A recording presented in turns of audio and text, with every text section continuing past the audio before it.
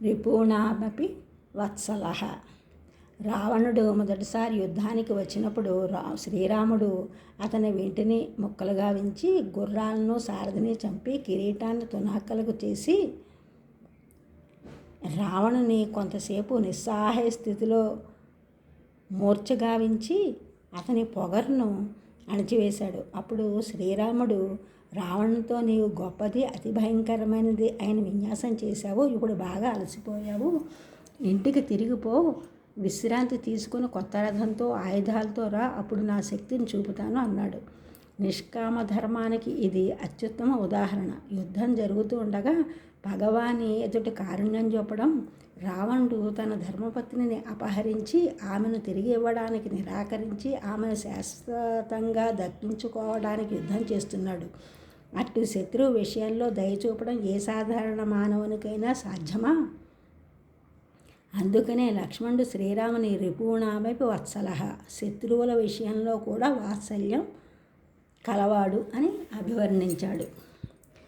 రావణుని మరణం తరువాత కూడా మనం మరొక సంఘటన చూస్తాం. అది రాముని గుణాలను అనగా ధర్మానుష్ఠానము, శత్రుత్వం లేకపోవడం అనే వాటిని గూర్చి 1000 నోళ్లతో కొనియాడబడుతుంది.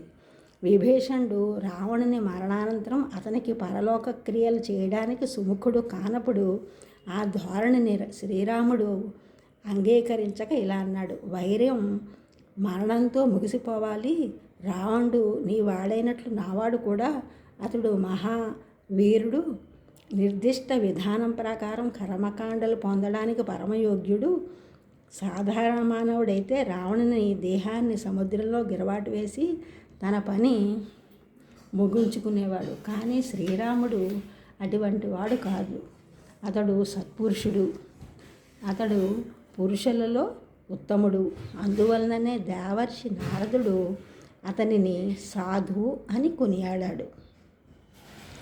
సర్వజీవులయందు దయ కలిగిన వానిని సాధువు అని అంటారు. ఈ ఛానల్ చూసిన వారందరూ కూడా సబ్స్క్రైబ్ చేయండి, షేర్ చేయండి, లైక్ చేయండి, కామెంట్ చేయండి. సబ్స్క్రైబ్ చేసిన వారందరూ కూడా కృతజ్ఞతలు, షేర్ చేసిన వారు, లైక్ చేసిన వారు, కామెంట్ చేసిన వారందరికీ కూడా ధన్యవాదములు.